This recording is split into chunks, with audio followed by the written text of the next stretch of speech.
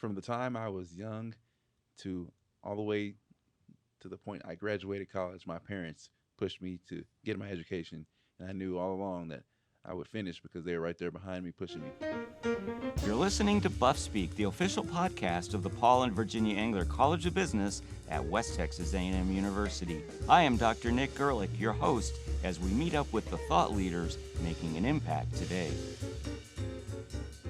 It is no secret that these are trying times, with inflation peaking at 9% late last year and the price of everything from eggs to gas continuing to remind us that we're not out of the woods yet.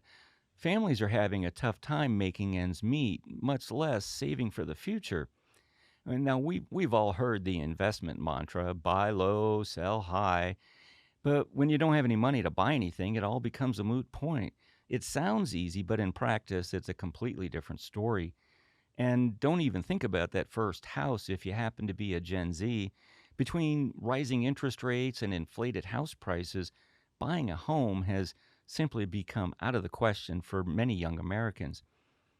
My guest today is Joseph Peterson, financial planner at Edward Jones in Amarillo and an alum of WT, where he earned his undergraduate degree in 2010. He then went on to earn his master's degree at Texas Tech before joining Edward Jones in 2013. Along the way, he has also earned numerous accolades and is well known in our community. Joseph, in a nutshell, what's a young person to do with all that is going on today? How do they get started saving for a future that just seems so far away? Well, you said the right thing. Get started. So, no matter what's going on out there in the world, the best thing to do is get started. Start somewhere, and there will always be something to worry about. There will always be some type of turmoil going on in the world. But in the midst of all that, we have to get started and we have to save, whether it be saving for retirement, saving for that home, even saving for the next car. You got to get started saving, and that's what young people should do today. Just start.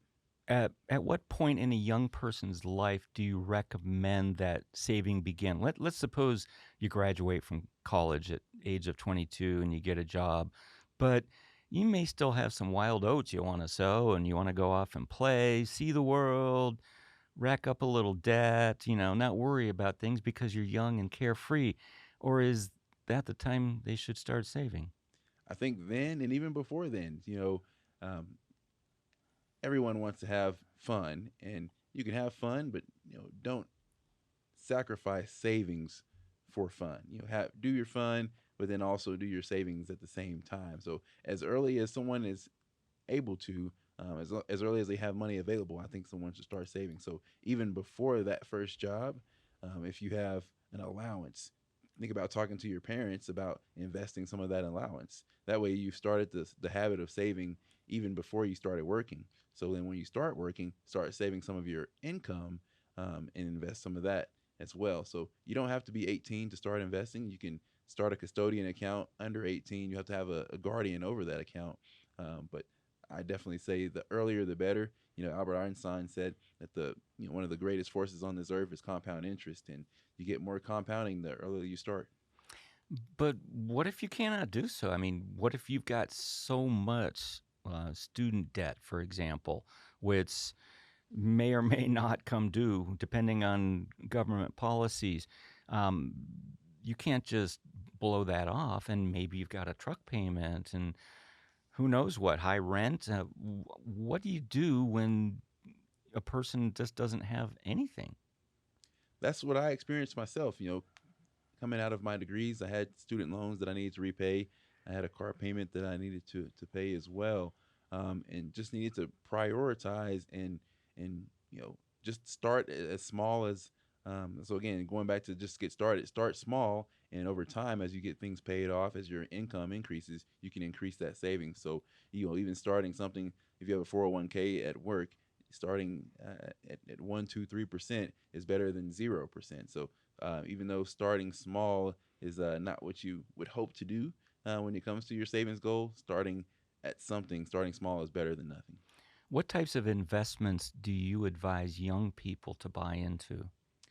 That's really going to be dependent on that person's risk tolerance and their time horizon. So there's not a broad investment that I could say is appropriate for everyone. But definitely, what we do at Edward Jones, we sit down with the client, determine what their risk tolerance is, what their time horizon is, what goals they're trying to reach, and there's various investments that may help them reach that goal, whether it be stocks, bonds, mutual funds, exchange traded funds.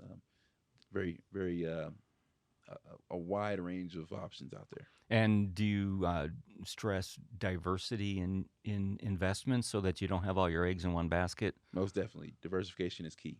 Okay. And one of the things I learned in finance class more than 40 years ago is the rule of 72. Can you explain how that works? Sure, sure. It's trying to give you an idea of how often your money will, essentially multiply. So, say it's doubling that you're looking for. Well, you can take that rule of 72, and you want to double your money in say 10 years. You'll divide 72 by 10, and it's going to take you about 7.2 years to double your money.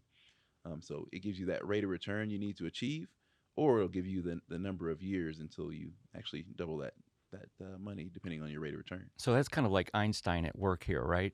His shrewd observation that compound interest is great, and most people don't know that rule of 72. It's so simple. Of course, it works in the other direction too. Like Most when definitely. we had a downturn last year, um, I was joking with my own financial advisor. It's like, if we keep up at this rate, I'll be broke in a few years. But of course, the economy does turn around, and we've got an excellent track history in America. Yeah, we go down every once in a while, but we always come back, and with a vengeance. And so you just got to be patient, right? Patience is key as well. Most definitely. So, assuming a person is able to make ends meet these days, is there a recommended percentage of income that should be put into long term savings and investments? So, general rule of thumb, there's a 15% general rule of thumb for savings. But then it's also going to be dependent on your age. So if you're, say 25, maybe that if you're 25, maybe that 15% number is appropriate. But if you're 35, maybe that 15% number needs to be 20%, maybe 25%, depending on how much you've saved leading up to that year. And do you have maybe favorite types of investments? Let's suppose the person is moderate risk aversion. They want to save for retirement 40 years down the road. Which ones or which categories do you see as being really rock solid that are going to take people to their financial dreams? I mean, technology, energy, uh, real estate trusts. Which ones? I'd really go back to the diversification. So I think when you look at all the asset classes out there, some years you have real estate as a leader, other years you have stocks as a leader, and in other years maybe it's even bonds that's a leader. So truly being diversified is our best recommendation for success in investing. So you never know which asset class is going to lead, but I think the other part of it is again going back to the age. A younger investor will have much more in equities than an older investor will. That older investor may have more in bonds, and two different goals there. That bond investor, that older investor is looking to preserve their capital much more because over the years they've accumulated their wealth. That younger investor hasn't quite accumulated the wealth yet, so they're trying to grow, and that's why those equities are going to be more appropriate for them.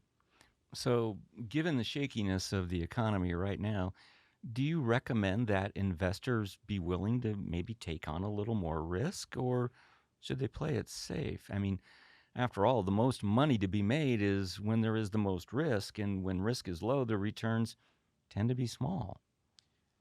There's a quote, and I can't recall the author of the quote, but they talk about the markets, and um, there's euphoria that's out there sometimes, and this is just kind of the general public will be in a state of euphoria, and the quote says that that's the time that you don't want to be investing. When everyone is in euphoria, that's probably the worst time to be investing. But when everyone is pessimistic, that might just be the best time to invest. So we go through these cycles where people are really excited about investing, and then other times where people are really pessimistic. And it's almost counterintuitive, but you want to be um, most optimistic about investing when people are generally pessimistic, and when people are very euphoric about their emotions, they're very euphoric about the markets. That might be a time to trim down a little bit.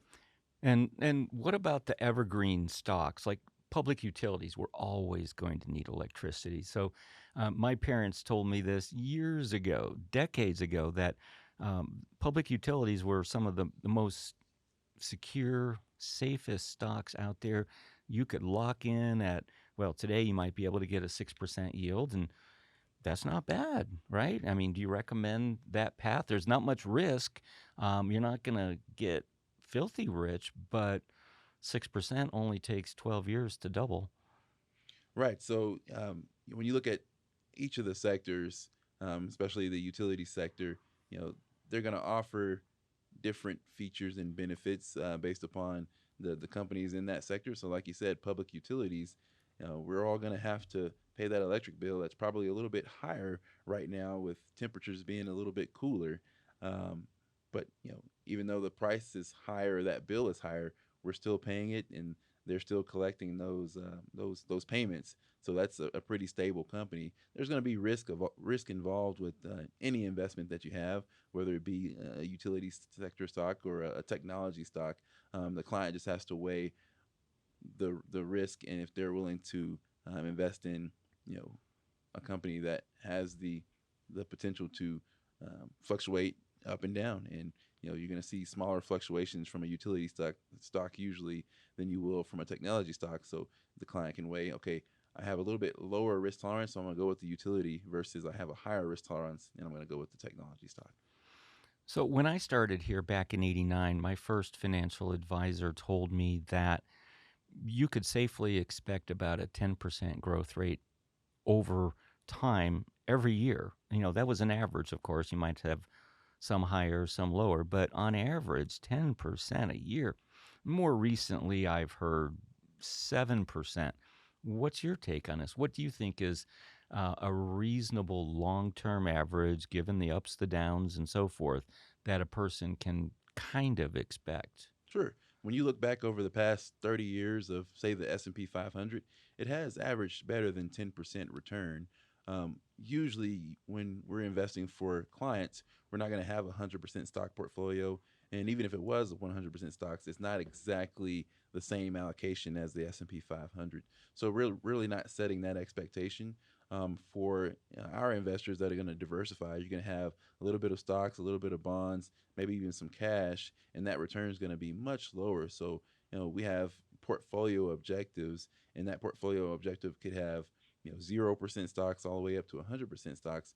But depending on the range, you're looking anywhere from 3.5% on the more conservative side up to about 7% on the more aggressive side. So that range is going to vary depending on what percentage you have in stocks versus bonds. But that's kind of the long term average we see in terms of expected rate of returns.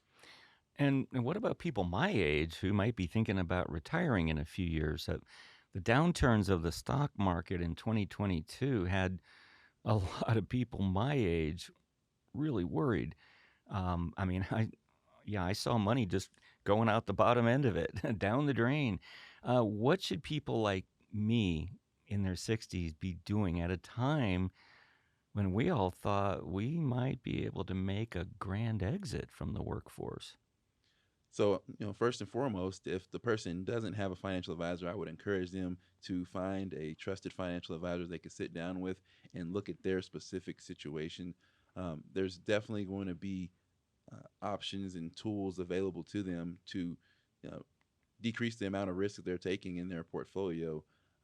So, I think when you think about retirement today, people are working a little bit longer, and it may be because of the stock market, or it may be because of other factors. But if you want to look at your, say a 401k, or whatever your retirement account is, with the financial advisor. Determine if you're making appropriate allocation, or if you have appropriate allocation in that 401k. If there needs to be any changes to decrease the amount of risk, because what decreasing the risk will do will decrease the amount of fluctuations. So you're less likely to have to delay retirement if your portfolio is not fluctuating as much, especially as you get closer to the end. So that would be the number one recommendation: is sit down with a trusted advisor that kind of can help you look at your allocation, make sure you're taking the appropriate amount of risk, and then also help you really forecast what retirement will look like for that portfolio for you and your family.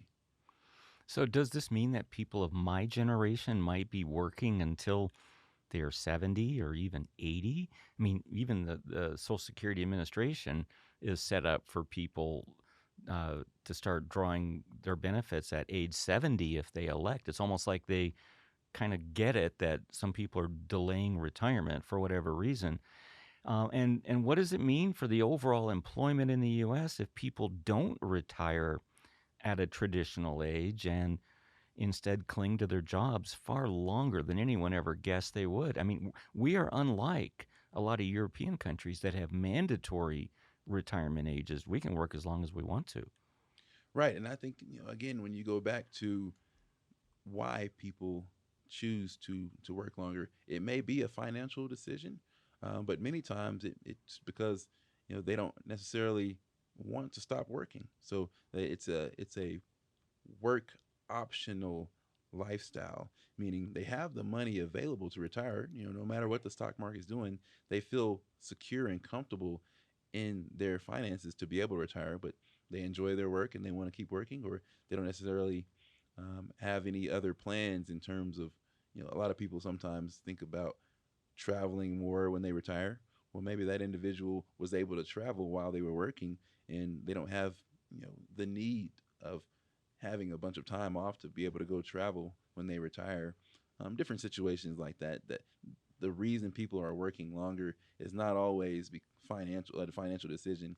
It may be kind of just a lifestyle. There was some research that showed after people retired, if they were um, stagnant, basically, if they didn't get out as much as they did while they were working, their health deteriorated. So it may be health reasons that people continue to work, rather than financial reasons. But when you think about those people that do have the finances available to retire, and choose to retire, um, the the ability to continue to enjoy life, because they saved well when they were working, and made the appropriate decisions in terms of retirement planning. um, I think those people have the highest level of satisfaction in their retirement. Now, isn't there an age at which you have to start pulling money out of that 401k or 403b like I have? Because basically, that's all tax deferred income. We haven't paid taxes on it yet. We've been kicking that can down the road for quite a few years. And of course, the government wants to get theirs, right, before you're dead. So, at what point do you have to start pulling out, even if you're still working? So recent legislation is actually changing that number again. So um, prior to the Secure Act, it was 70 and a half for those that had qualified retirement accounts. Well, the Secure Act increased that to 72. Well, recent legislation that was passed at the end of 2022 is now moving that number up to 75, and it will happen in kind of stair steps. So in 2023, that age will be 73. In 2024, it'll go up to 74, and then there in 2025, it'll be 75. Will be the requirement and distribution age, and it'll stay there at 75 until future legislation action, most likely. Well, and we are still living longer. It may have leveled off a little bit during the COVID years, but I suspect our lifespan will resume increasing. And if we're living longer, we need more money, right? I mean, there is no point in time where you're just living for nothing. It costs money to live. Most definitely. That goes back to your point about Social Security. When Social Security was initially set up, we didn't have the life expectancy that we have today. It was, you know, I think, I don't know the specific numbers, but they only projected to have to pay for, say, maybe 5 years or so. and then so say the age was 62, and life expectancy was 67. Well, they only expected to pay for about 5 years. Well, now our life expectancy is much longer than that. So people are living longer on Social Security and living longer through their retirement accounts, whether it be the 403b, the 401k, and that's definitely a factor in retirement planning that we work with clients on. After the break, we'll dig into how Joseph came to WT in the first place and how it set the stage for everything he has done since then. Paying taxes is never fun, and for this reason, there's always a demand for more CPAs. Our MPA degree, or Masters in Public Accounting, prepares students to take the CPA exam and helps our clients navigate those tricky waters. Or you could use this as a stepping stone towards a PhD and a career in academia. Either way, our MPA will ensure that you are up to date on all of the generally accepted accounting principles and ready to toil in the world of taxation, debits, and credits. We're AA CSB accredited and among the most elite of business schools around the world. Reach for the stars and do it with the WT MPA in hand. Waivers are available for the GMAT. For more information, find us at wtamu.edu/COB or give us a call at 806-651-2500. From the Texas Panhandle to the world, we're here to help you reach for those stars.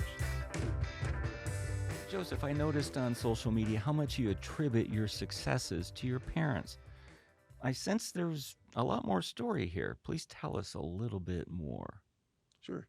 From a young age, my parents pushed me to work hard and not just work hard, but also give back. And I think that's a big part of why I'm the person I am today. It's watching them model success, and my dad showing me how to be a successful man. My dad went to the University of Alabama. He's a chemical engineer today for the Bureau of Land Management. My mom owned a bakery in Amarillo for several years, and I always saw how hard they worked to provide for my sister and myself. And I knew that when I grew up that I wanted to work hard to provide for my family. So that's definitely where the inspiration comes from. There's where the drive comes from is my parents. How did you wind up here in Amarillo? Your profile says you came from Birmingham, Alabama, not exactly a day's drive from here. It's a little bit different and a little far away. My dad again works for the Bureau of Land Management, so he was working there in Tuscaloosa, and his job transferred us to Amarillo, Texas, back in about '96. So I think I was somewhere around 6 years old, getting ready to turn 7 when we moved to Amarillo. So most of my life has been here in Amarillo, and it's home now. When we first moved here, it's funny. I would always say Alabama was home, Birmingham was home, and I think I've been here long enough to call Amarillo home now. Yeah, you sunk a taproot, right? That's right. It's home. After graduating from Tascosa High School in Amarillo, you decided to come here to WT. How did this all come about?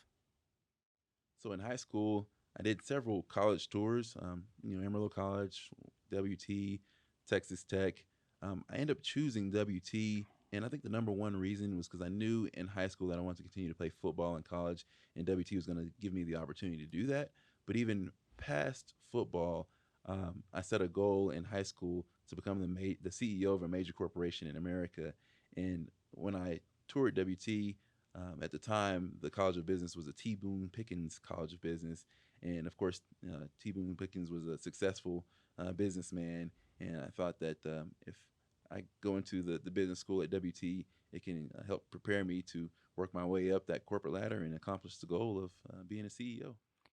My memories of you run back more than a decade now when you were in the McNair Scholar Program and you asked me to mentor you through a final research project. What did you do to get into that program? Because that's no small accomplishment. I was definitely honored to be selected to be a participant in the program. I remember Victoria Salas and Mike Cook were the two individuals that talked to me about the program. And with the McNair Scholar Program, what you do is research, and you get to choose what you want to research, but you also get to choose a faculty member to help you with that research. So for me, being a business student, I knew I didn't have anything that was scientific like a biology major may have, but I did want to have research that was impactful. So what I chose to do is look at the impacts of social media. So it was just becoming very prevalent. We had MySpace at the time. Facebook was fairly new, and then Twitter was around as well. So those were the three social media platforms that we chose to do research on, and it was a no-brainer choosing you as my mentor because you had had a presence already on social media even that early, and I had your course where we talked about marketing and how marketing can affect businesses. So my research took an approach of how is social media affecting students, and I knew that working with you and the work that you did with marketing would help me have a great research project, which we did. So thank you for that. Well, that was a lot of fun. I remember it well. What was it like being in that program? I mean, you're among some of the most elite of WT students. Did you uh, get together as other McNair scholars, or did you just all function apart from one another? So we definitely got together. So we spent the whole summer together, really, um, and worked on those projects. But then the next step was presenting the research. So we all got together and presented our research at the you know, University of North Texas was one of the places that we were able to present our research, and then of course here locally at WT we presented the research here also. So we spent time together and got to bounce ideas off of each other and polish our presentations through practice before we went and did actual competitions. After WT, you went down the road to Texas Tech for your master's degree. And first of all, what prompted you to pursue tech for your graduate degree? And secondly, what did you study? That's a great question. I'm glad we just talked about the McNair Scholar Program because that program was very essential in me making the decision to go to Texas Tech. So, as I was a part of that McNair Scholar Program, we went and toured Texas Tech, and the graduate school recruiter, Shannon Sampson is her name, she became my boss at Texas Tech. And it was almost divine intervention because my goal was to go down to Texas Tech and enter the MBA program. Well, I actually entered under a different program, the Interdisciplinary Studies program, and that's because my score on the GMAT was a little lower than the average score for someone they were accepting there at Texas Tech. So the goal was to go down and do an MBA, but it turned out that I actually did a master's in sport management instead. But I called it divine intervention because when I got the letter that I was not accepted into the MBA program, I was kind of lost and didn't know what to do next. So I called my future boss, Shannon Sampson, and she told me, "Hey, you can come under interdisciplinary studies, study 3 concentrations, apply again, and eventually you'll be able to enter into the MBA program." So what I did was went under interdisciplinary studies, um, chose the 3 concentrations of business, sport management, and communications. And throughout my time, I took all the business classes that I could, which is 12 hours. And then after I finished those 12 hours, I started on the sport management classes. And I actually never took any communications classes because I ended up choosing to switch from interdisciplinary studies to sport management with a minor in business. So I took all the business classes I could take, which was 12 hours, turned those into a minor, and then finished out with the sport management master's. The story about being able to apply again, I applied a second time, probably after my first semester, was denied again.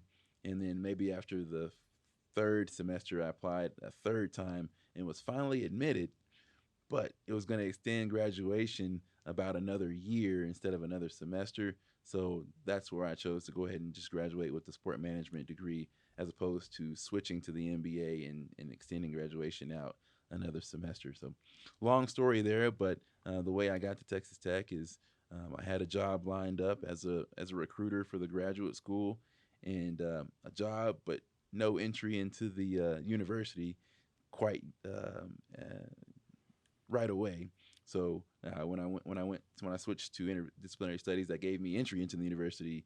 I was able to fill that role as a graduate recruiter, and then eventually switched majors and graduate. So you've mentioned the McNair Scholar Program, but what is that program all about? For whom is it named, and what's the purpose of it? So Ronald E. McNair was an astronaut, and he was one of the astronauts that passed away in the crash. I think the Challenger was the name of the rocket that crashed, and they named the program after him. And they're all across the nation. You can look at universities that receive funding and help undergraduate students do research and all kinds of research. And again, it's preparing them for graduate school, whatever the major may be. So, again, blessed to be able to participate in that program and do undergraduate research, prepare me to go on and achieve my master's. And I'm glad to see that WT is still offering the program, and I hope it's here for many years to come. So, what was it like being in grad school? Did you feel like you were prepared for the task with your degree from WT? I mean, I recall when I did my MBA many years ago at Indiana U, I got there and I was scared to death. I had doubts about my abilities when I entered that program because I had come from a lot smaller school from my undergrad, and all of a sudden I was this one lonely little fish out in a sea of 35,000 others. I quickly got over it, but man, it was pretty scary there for a bit. I would agree with that sentiment. I went in scared, but that fear is what caused me to be successful. And I say that because I prepared more than I ever had going into it. So, as an undergraduate student, really going back to high school things came easy. I didn't have to study, and without much effort, I did well in school. And I would say that same thing probably happened here at WT. Um, but at Texas Tech, I knew actually, and going back to the question about how did I choose Texas Tech for the master's program, um, WT at the time that I graduated was not AACSB accredited. However, Texas Tech was. So I knew that to make myself more marketable, I wanted to have a what I thought was more prestigious degree on my resume as I was thinking about graduating and going and looking for jobs. So I would have WT for my undergrad, and then I would have Texas Tech for my master's. And in that at that time, I thought it would be a little bit more prestigious, and it would have that AACSB accreditation. Of course, WT has that accreditation now, um, but as I was thinking about school and going to start the masters, I knew, okay, if I'm going to be successful, I'm not going to be able to just cruise through this thing. I'm going to have to put the work in. So when I got my syllabus for my classes, I reached out to the professors and asked them to see them in their office hours before classes even started. So say classes started in the um, end of August. Well, the middle of August, I'm sending them emails saying, "Hey, can I come talk to you about class, about the syllabus, what I can do to be successful in your class?" And I had never done that during my undergraduate degree, but that's the level of work I was willing to put in to be successful at the masters. I think the fear also came from the fact that I was not admitted, so I, you know, felt I wasn't necessarily good enough to be in the classes, even though I went under the interdisciplinary studies and started taking the business classes. I didn't think I should be there because I wasn't admitted. So I was going to do everything in my power to show them that I should be there and that I was going to be successful. And I was, coming out of that first year, I think I had somewhere around a 3.7 GPA, something of that nature, 3.8. And I finished my master's with a 3.714 GPA. So I think it was all in my head in terms of, you know, not being up to par. Just because of the experience I had with applying, but by the time I finished, I knew I was supposed to be there, and I was glad to have that acceptance letter. Even though I didn't switch over to the MBA, it was validation that I was You exactly kind where I of was had supposed to the be. last word. You got to turn them down. That's right. That's right. There's some poetic justice there, right? Anyway, you went to work for Edward Jones in 2013. What prompted you to choose them to launch your career, and what milestones have you hit in the decade that you've been there? Great question. So there's a little bit of a story there in terms of landing at Edward Jones because I told you earlier that the goal was to become a CEO of a major corporation in America. So I always thought that I'd, go into a job where I was working my way up the corporate ladder. Well, I met some Edward Jones advisors at a career fair here at WT. I was still at Texas Tech at the time, but I had chose to drive up for the career fair and just to kind of see what options were out there. And they were telling me about their career path and kind of, you know, what it meant to be a financial advisor. When I was here at WT, I took a finance class, um, but not a personal financial planning class. Um, so I really didn't know a lot about the role. So they told me a little bit about it. They hooked me up with a guy in Lubbock named Daniel Castro, who's now the regional leader for the region there in Lubbock. And he told me about his experience, um, starting kind of where he was at the time. He was about 10 years in at the time when he was talking to me. And at that point, I saw that I didn't need to try to work up any corporate ladder. I could come in as a financial advisor and it would be my office, and there's no ladder to try to climb. I'm already at the top of my business, and I started thinking more of not just status or a position, more of quality of life. So they talked about autonomy and being able to essentially run the business the way you want to run it and do the things that are important to you. Spend time doing things that are important to you. So I was married. We hadn't had kids just yet, but I knew it was going to be important to me to be present in my kids' life, just like my parents were for me. So every box that I was looking at was checked by Edward Jones in terms of the autonomy, um, being kind of the guy, if you will, in the office. It's my office. Um, Kind of the financial freedom aspect of it, and the time freedom aspect of it, being able to go pick my kids up, drop my kids off. I need to you know be flexible with my calendar. I can do that. So that really is what spoke to me the most as I was considering um, becoming a financial advisor, and financial advisor at Edward Jones in particular. And even today, that's what I enjoy the most. The firm allows me to run the business the way I want to run the business, gives me that autonomy. And in terms of milestones, I've recently gained a couple of leadership responsibilities. So my title right now, I am the recruiting leader for Region 326, which is the region in the Amarillo area. And I'm also the diversity inclusion leader for the region.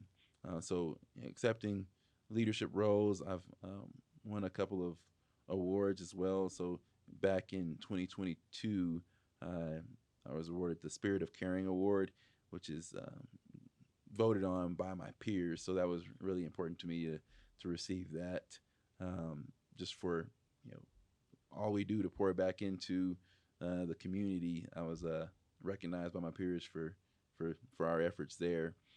And then also in 2022, there's a client excellence survey, and we had one of the top 25% client excellence surveys in our region. So have definitely achieved some milestones and many more to be had. But I'm glad about 10 years ago I made the decision to come to Edward Jones, and it's been a great ride. Joseph, what's your personal mission statement? I mean, you've been out of school for a long time now, a whole decade. You've earned your stripes, but there must be a driving reason that causes you to get up every day to do what you do. Um, I've never written down my personal mission statement. Definitely thought about it, and when I think about business and life, personal, they're so blended. And in my business, my goal is to help my clients reach their financial goals. And in the mission, you know, it says to help families grow, protect, transfer, and manage wealth. So I want to help my clients that are in the accumulation phase grow their wealth. Those clients that have already grown their wealth, I want to help them protect it. And those that are thinking about the next generation, help them transfer it, all while managing managing it for all of those people. And you know that's kind of what I do on the business side. On the personal side, I want to help people grow, and whether that be the community work that I do. So there's several nonprofit boards that I serve on, and several nonprofits that I just volunteer for. And I think when I think about my personal mission statement, I want to help people.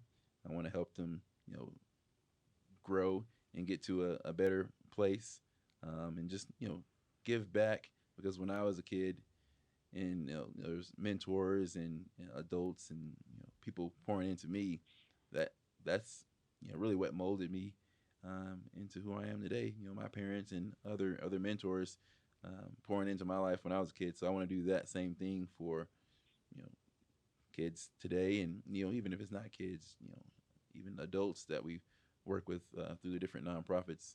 There's a lot of good that we do, and I think I'm fulfilling my mission every day when I do that. One of my greatest career satisfactions is working with minority students. I love to see them prosper and go far beyond what society might otherwise think possible. When we come back, we'll explore this aspect of Joseph's story. The MBA is the most popular graduate degree in the United States, and with good reason. It leads to better jobs, promotions, and salary increases. At the Paul and Virginia Engler College of Business at West Texas A&M University, our MBA program is entirely online for when you're ready to make that move. With as few as 31 credit hours and specializations offered in 5 areas, you can fast-track your career in as little as 18 months. Whether you're looking for a promotion or initial job placement, you'll stand head and shoulders above the competition. And because we've been teaching online since 1997, we're not the new kids on the block. Trust your education and career to dedicated faculty who are not only experts in their fields, but also old pros in the online arena. Our consistently high rankings say it all. A GMAT waiver is available. We're AA CSB accredited and among the most elite of business schools around the world. Reach for the stars and do it with a WT MBA in hand. For more information, find us at wtamu.edu/COB or call 806-651-2500. From the Texas Panhandle to the world, we're here to help you reach those stars. In my 34 years at WT, I've seen the demographics of the student body change quite a bit. We're a lot less white than we once were, with the student body now populated by growing numbers of Hispanics, African Americans, Asians, and Native Americans. From my perspective, this makes for the perfect classroom, one that is not an echo chamber in which prior beliefs are affirmed and the old status quo goes on, but instead challenged, not just from the podium, but also from peer to peer conversation. That is a necessary part of education. And it may make some people uncomfortable, but education's like that. After all, we may be at university, but it really is about diversity. Joseph, what was your experience like at WT as a minority student? I think opportunity is the word that comes to mind, and it's because there was a lot of opportunity for growth. So there wasn't a lot of diversity in in the student body, in the faculty, but that means there was a lot of opportunity for growth. So as a student, I helped start the a few organizations here on campus at WT as well as at Texas Tech. But one of them was the NAACP, so the National Association for Advancement of Colored People, a national organization, of course. Well, we started a student chapter here on WT's campus, and it was so there was opportunity to start that on campus where it hadn't been before. We also started a Black Men's Association here on campus, and I think the opportunity to do something that had never been done before was pretty cool. So I think that's why that word comes to mind first. But then also, uh, when I think about sticking out for good reasons, of course, I stick out when you walk around campuses. There are not a lot of people that look like you. You stick out almost like a sore thumb. But when it's for a good reason, then I don't mind it. So um, I think I made a mark on probably a lot of my professors. You being one of them, and it's because when you see a successful um, black man, it sticks out, and I think that's probably what my experience was here at WT. Was there was opportunity for um, me to change perceptions, or um, opportunity for me to show people what a successful black man looks like, and I took full advantage of that opportunity. I think it's important for every white person to find themselves in a situation in which they are the minority. I'll never forget taking my Chinese adopted daughters to Beijing in 2019. They fit right in. In fact, they blended in so well I could lose them in a crowd, but they could never lose me because I was the only white guy there. I stood out. Yes. Fortunately, there were never any problems. I was welcomed regardless, and so I have to ask you, how did you feel you were treated, both at WT and at Tech? I'd say the same. No issues. I felt welcome at every turn, and you know, I liked both universities for different reasons. So at WT, the small size, I think that's what I needed coming right out of high school, and everyone knew everyone. It seemed like when I got to Tech's campus, it was so big. I felt like I didn't know anyone, um, and I like that aspect also because it seemed so much. I go back to that word opportunity. There seemed like there was so much opportunity to get involved in different things that I never even thought about getting involved in. So I actually helped start the Red Cross Club at Texas Tech's chapter. So we were a part of the South Plains regional chapter of the American Red Cross, and I really didn't know much about the Red Cross going into Texas Tech, but through one of my courses, and it was actually one of the business courses, there was a service project element to it, and that's kind of what we did, was chose to support the Red Cross that was there locally. So um, that those type of things happened just because of the opportunity that was available, and the depth and breadth of the options available, I guess.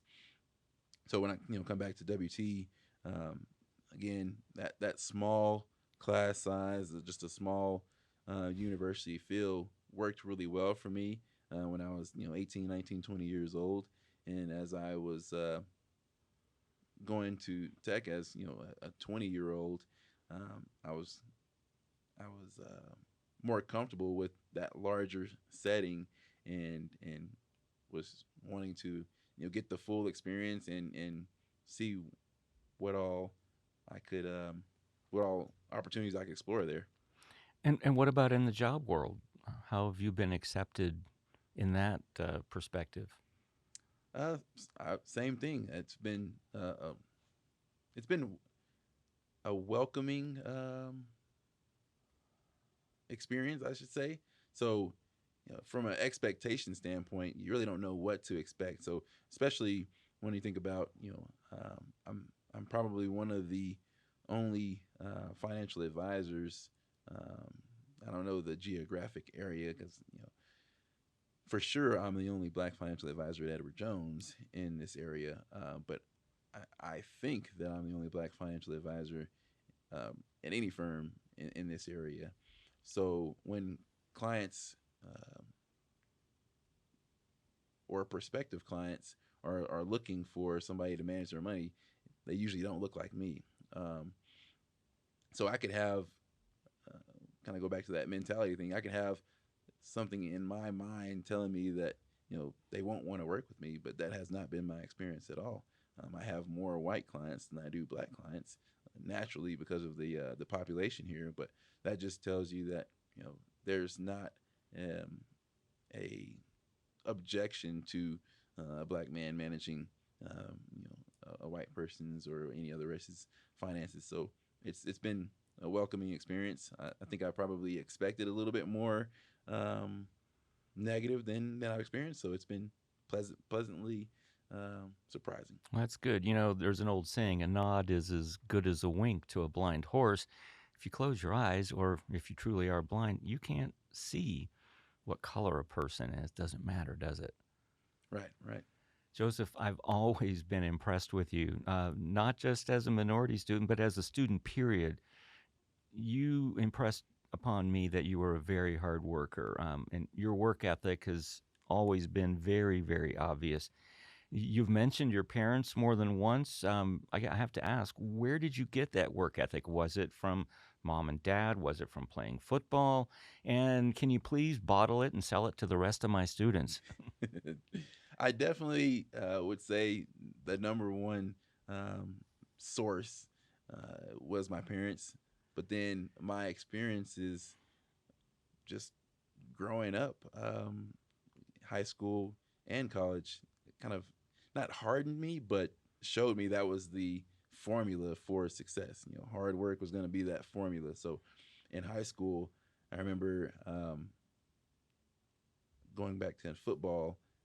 My freshman year and my sophomore year, um, I played football. I didn't start. I think um, I was on JV my sophomore year, and then that summer I wanted to have more playing time, and I wanted to make varsity. So every day there was workouts, I rode my bike from my house to the high school because my parents were working and couldn't take me.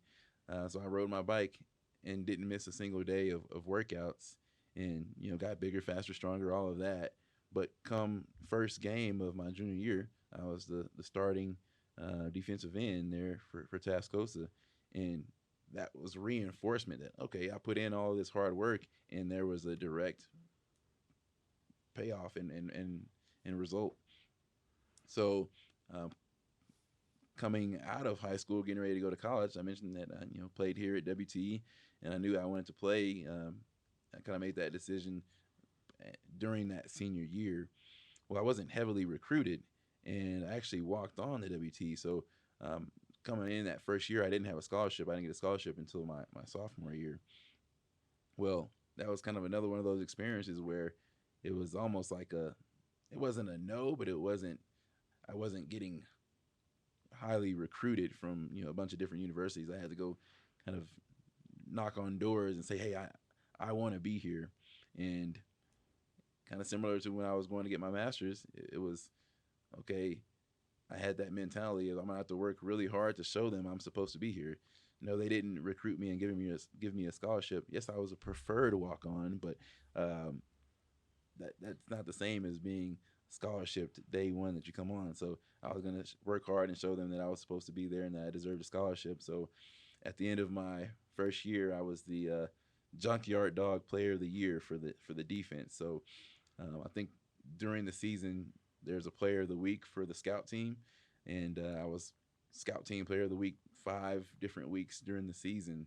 And again, at the end of the year, I was the junkyard dog player of the year my freshman year here, and that was because I knew I was going to have to put the work in to show them I was supposed to be here and earn that scholarship. So I think going back to the question, my experiences um, have proven time and time again that even though at first glance, when someone else, looks at me or my resume or whatever it may be, they might not see what I already know is true, but I'll work hard and show them what the truth is. You mentioned that you're on some boards here in the Amarillo area. How did that happen, and what roles do you fill? It seems as though you say once, you say yes one time, and then the the offers come in kind of like a waterfall. So I think the very first board I served on, interestingly enough, was the Red Cross there in Lubbock. So the South Plains Regional Chapter of the Red Cross. As a part of starting that chapter, I served as president, and being president of the Texas Tech chapter puts you on the board for the Red Cross Club. Excuse me, the South Plains Regional Chapter of the American Red Cross there in Lubbock. So that was my first experience serving on a board, and I knew when I came back to Amarillo that, when I started my business, I mentioned that Jones allows you to run the business the way you want. Well, I wanted to be able to work with nonprofits and with their donors, and I thought it would be really rewarding work, um, you know, working in that space. So I talked to a couple of different people, and they encouraged me to, start volunteering and start serving. So one of the very first things I did was serve as a loan executive for the United Way of Amarillo and Canyon. This was, way back in 2015 or so, and fast forward, what's 8 years later, I'm the past president for the United Way of Emerald Canyon, the board of directors. So last year I served as the president, and I'm now the past president. But I started as a loan executive, going out and um, you know speaking at rallies on behalf of United Way, raising monies for the local nonprofits in the community, and that really opened my eyes to the nonprofit community in Amarillo. I learned a lot, and spent a lot of time, volunteering, and worked all the way up to where I was the board president, and was trying to lead the organization, and continue to make an impact on the Amarillo community. So that's just, kind of one example of kind of where I got plugged in and continued to serve. And that same thing has happened in numerous organizations. So, like I said, once you say yes, the word is out that you say yes to volunteering, and more asks come. You are also on our dean, Dr. Abdulat's executive advisory board for the College of Business. What role do you play in this group?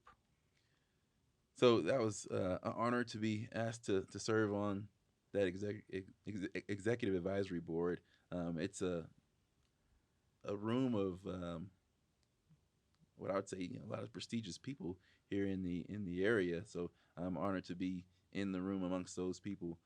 So just kind of a board member that helps um, give Dr. Abelat information in terms of what's going on in the business community in Amarillo. So because I'm so plugged in, I serve on the board for the Amarillo Chamber, and I see what's going on in Amarillo, whether it be um, the business community through the chamber, the nonprofit community through the different nonprofits, but even civically, I serve on a couple city boards as well. So I think I'm very informed on what's going on in the Amarillo area. So as a part of the executive advisory board for Dr. Abdullah, I'm able to, just give opinions on what's going on and where WT can fit in that equation. So WT is a huge piece of our economy, and if WT is successful, then our area will be successful. So just being able to give him advice on,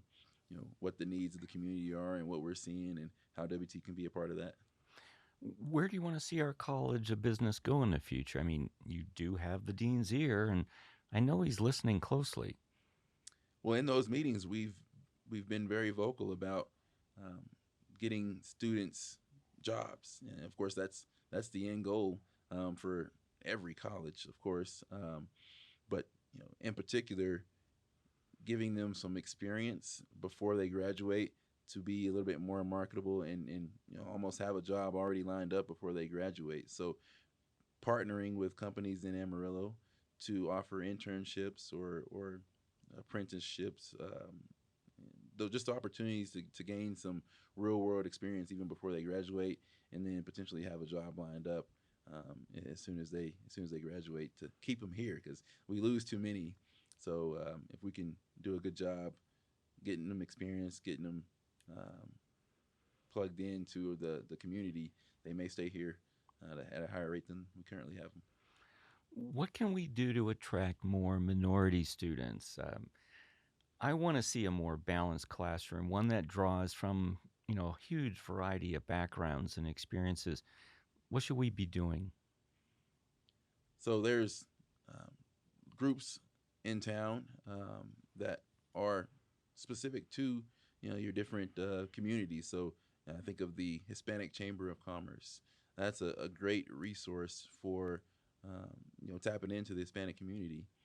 And I serve on the North Heights Advisory Association board, and that's not specific to African Americans. However, uh, the North Heights neighborhood has a good population of African Americans in the Amarillo um, you know, 79107 zip code, and getting in front of organizations like that, I think, to really just market WT, and tell them what's available could yield results. So um, I know we're in the high schools, and we have the career counselors and things of that nature at high schools that tell the students about the colleges. But I think there's community organizations that may have more of an influence on students than even the counselors there at the high schools. Lastly, what advice can you give to minority students and their potential success? I realize it's not always an easy decision to go to university, especially given the cost these days. And then there are the social pressures. What words of encouragement do you have? I just take my experience and encourage students that hard work does pay off. So um, push through, and at the end of the hard work, you pick your head up and you see the success and the results of that hard work being success. I think if students can focus on the end result, um, and push through the hard work, they'll be glad that they made it to the other side. Our guest today has been Joseph Peterson, a WT grad, and he's a financial planner with Edward Jones. Joseph, give us your best shot. I'm Joseph Peterson. I'm a financial advisor at Edward Jones in Amarillo, Texas, and I love WT. Go Buffs!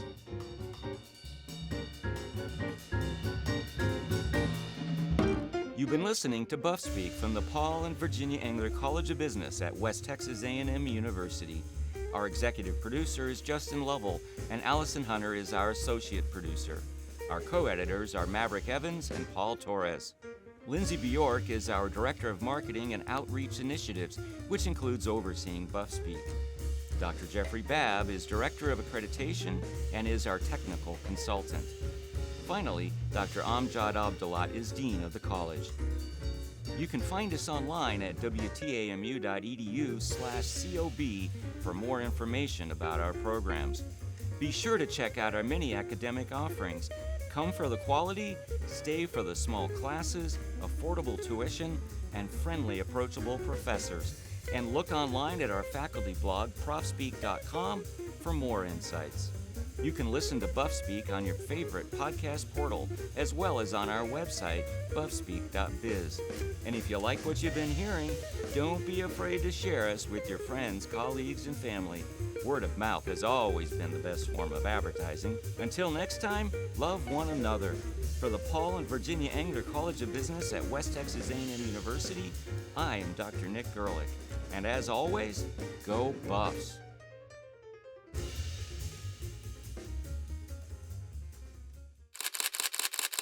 Buff Speak.